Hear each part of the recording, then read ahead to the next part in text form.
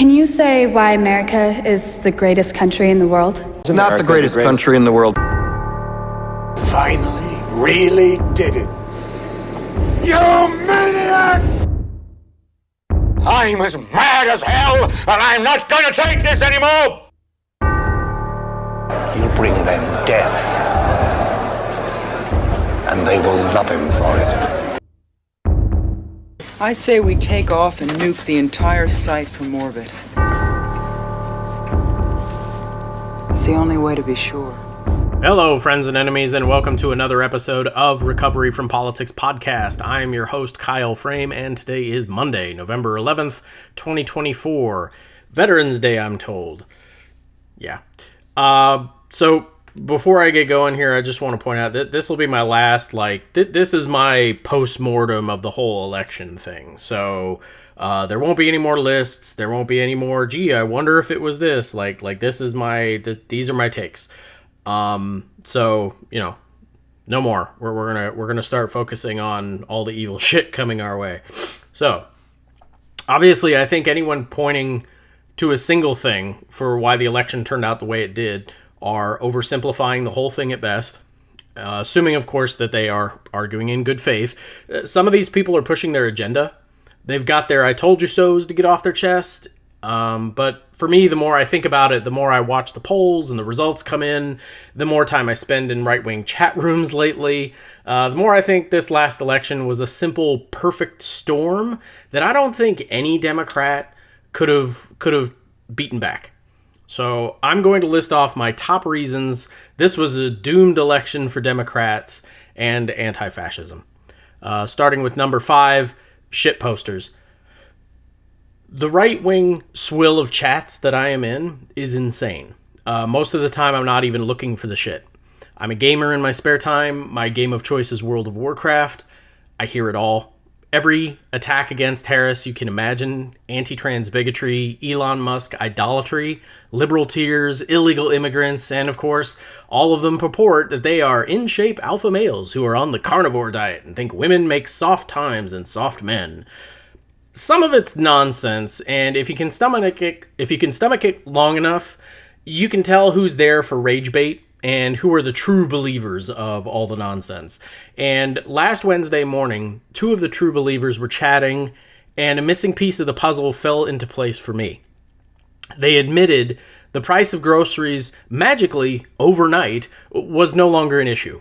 It has completely resolved itself. Eggs were no longer expensive. These motherfuckers knew what they were doing, okay? They just wanted to be edgelord assholes giggling while the world burned. Why? I'll get into that later, but they're not alone. And when the pollsters called and asked, these types of people giggled and said, yeah, inflation is a really big deal, LOL. The pollsters and the Dems who listened to them were taken for a ride by internet trolls and shitposter edgelords. If you're unfamiliar with the term edgelord, he's that fucker who purposefully says something offensive to provoke a response, and then when the feedback gets to be too much, he's like, oh, I was just joking, dude. Okay? Most men have moments like that, but this is that guy who does it all the fucking time. I don't think there's anything at all that Democrats could have done differently to combat this. This is a new phenomenon. We've always trusted polls, and now I think that's no longer the case. I don't even know if anyone is looking into it. This is just something that feels true and has borne out since polls over the last few days have now shown that Republicans think the economy and inflation are actually fine, and it's the Democrats who are starting to shift and be like, actually, it sucks, which proves more of our tribalism. But anyway, that leads into number 4 reason the election was just going to suck. Bored men. These are the guys who stayed home. The numbers are suggesting there are close to 15 million men who suddenly could not be bothered to show up on Election Day. And I agree with a few others, I think is Tom Nichols of The Atlantic, who said these guys are just bored. They're bored. Trump entertained them. Biden and Kamala were boring. But Trump's a fascist bigot, so you can't vote for him, obviously. So they just stay home. Now, that's the end of their part. That this future part is all me and my observations. I think these men are addicted and don't know it. Trump is bad for your soul, but he is great for clicks.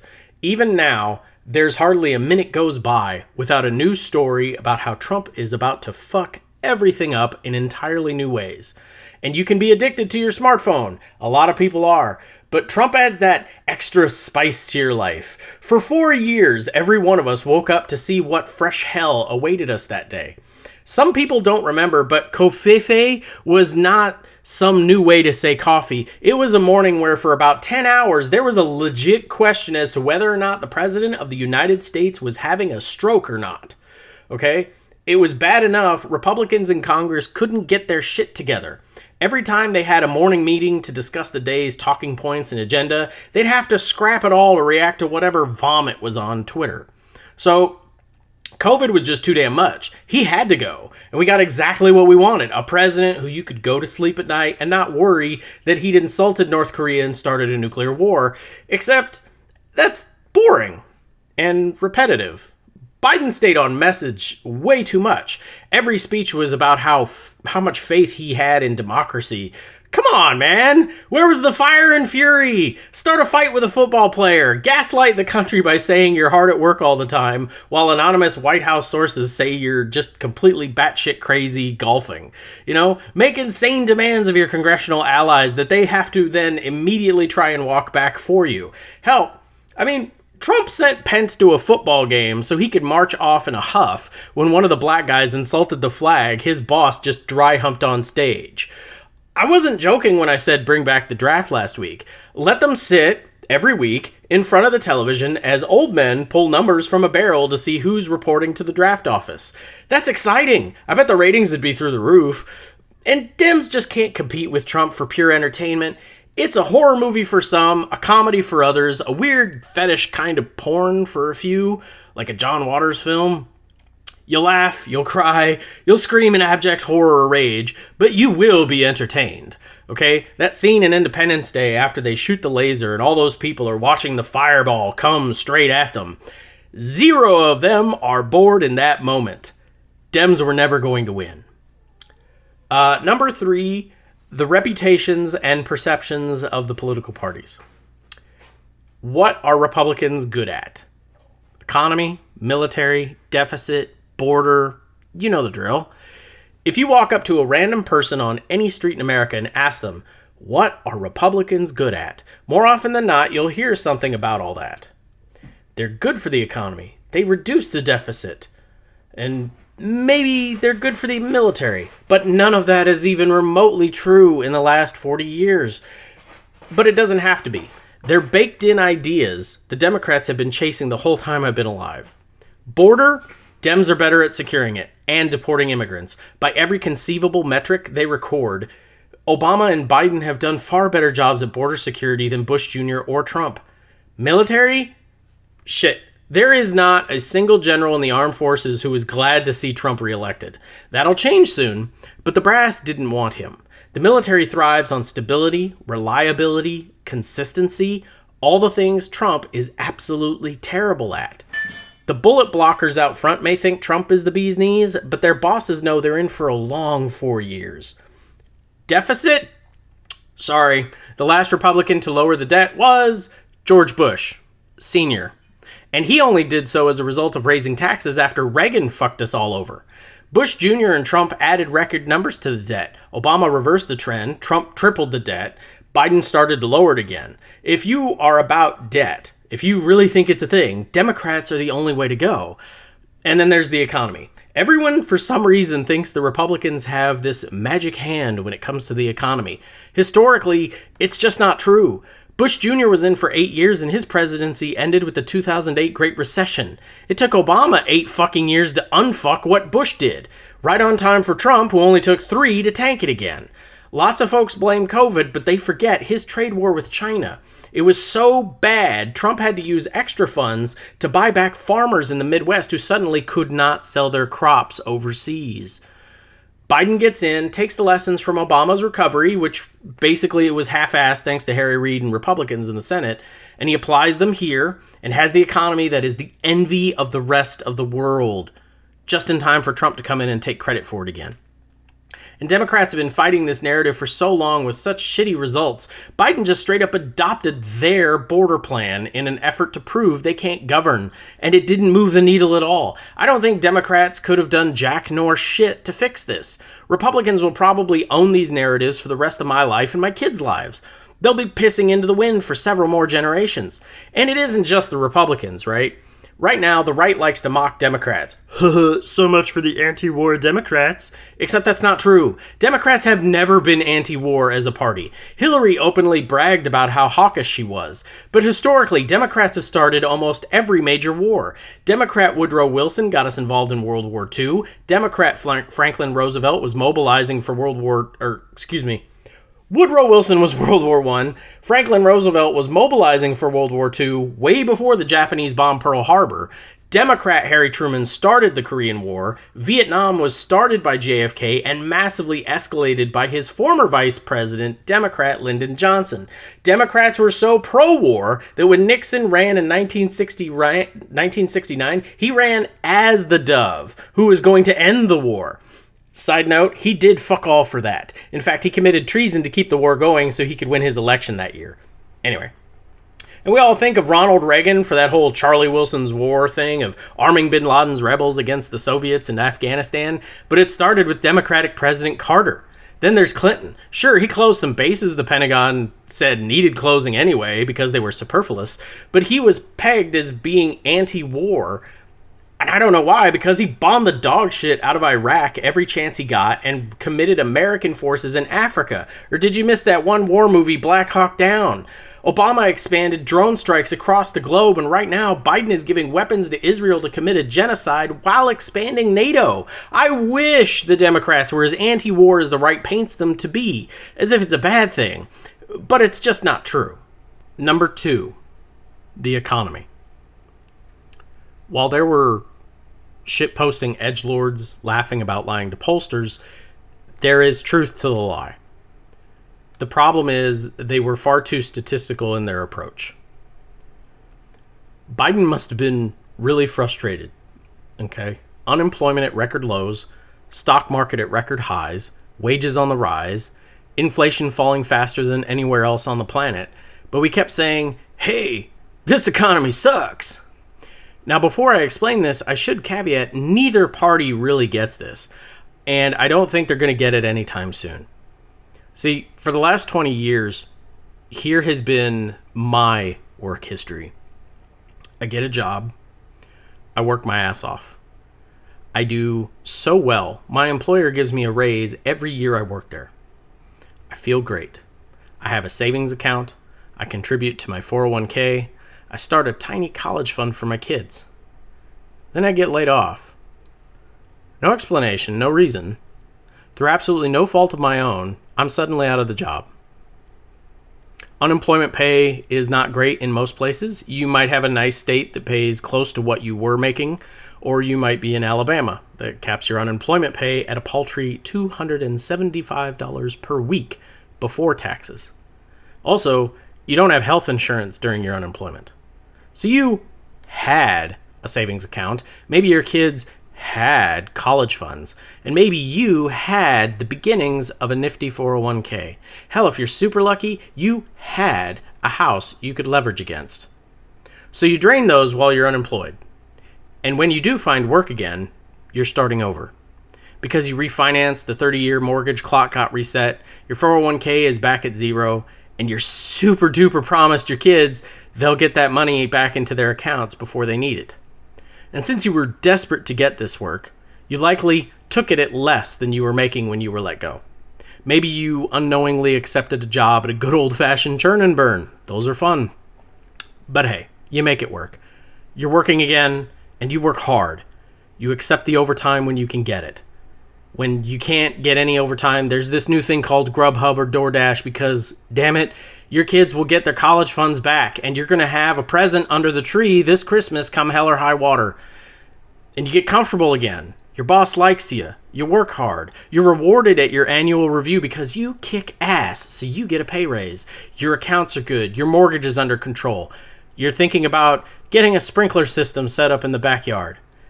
Then one day you go into work, and everyone looks nervous and is talking in whispers. Your supervisor tells you gotta go to the break room for a meeting. The plant's closing. It's moving to Texas or Florida. You're invited, but there is no pay raise because the cost of living is so cheap down there. By the way, it's not. And your family's here, and your kids are happy and have friends. You live in a good neighborhood. What the fuck are you gonna do in Texas? Be a Cowboys fan? So you're back on the market. Wages are up. Unemployment is down. You find another job. You work. It's great. Then you're laid off.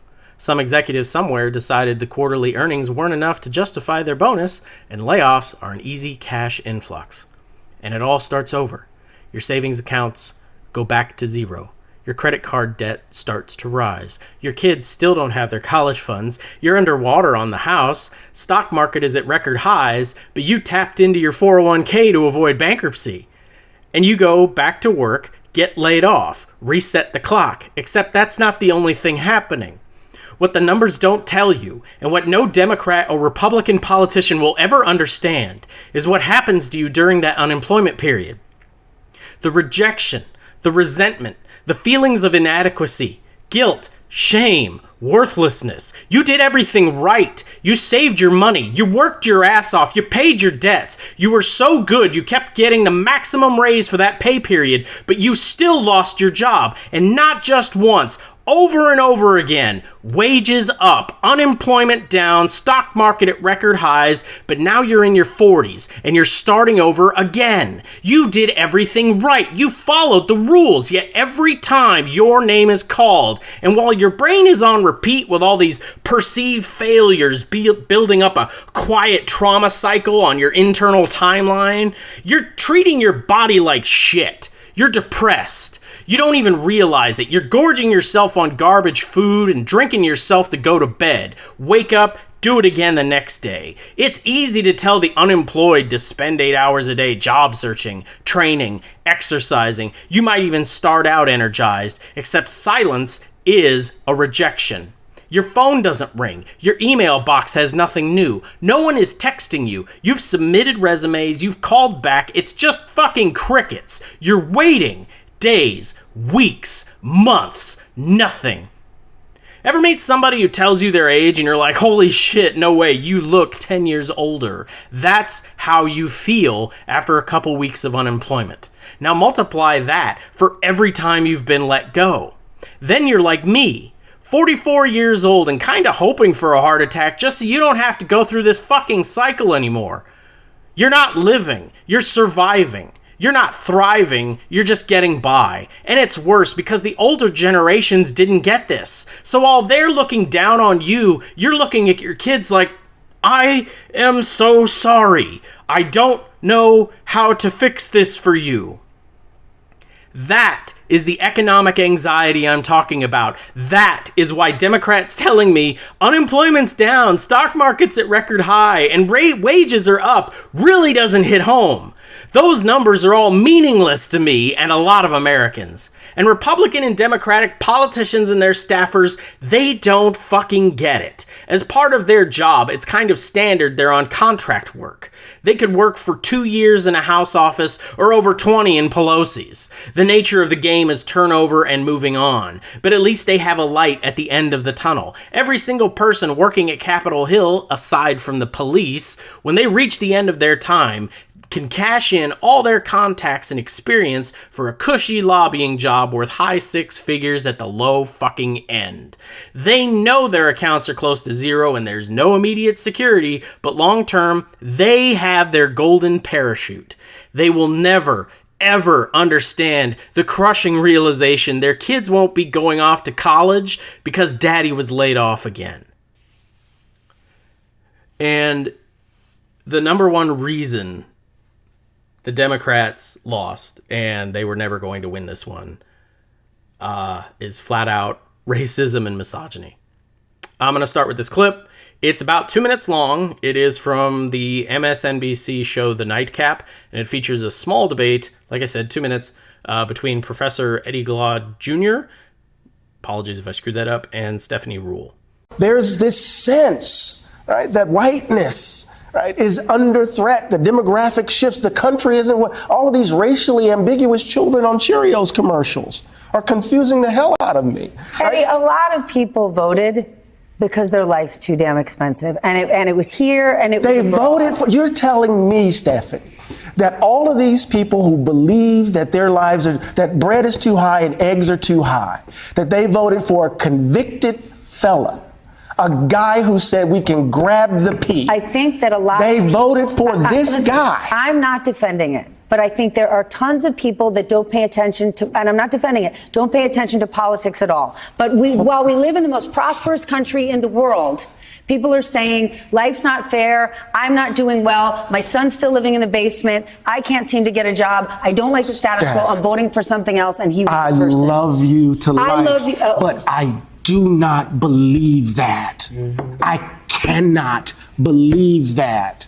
And the reason I think you believe it is because you don't want to believe that that's what's really motivating them. It's always the case. People don't want to believe what the country actually is, because if they believe it, they're going to have to confront what's in them. I don't believe that. They voted for a crook, a person who they know is stealing from, just doing everything to undermine the so-called country that they love.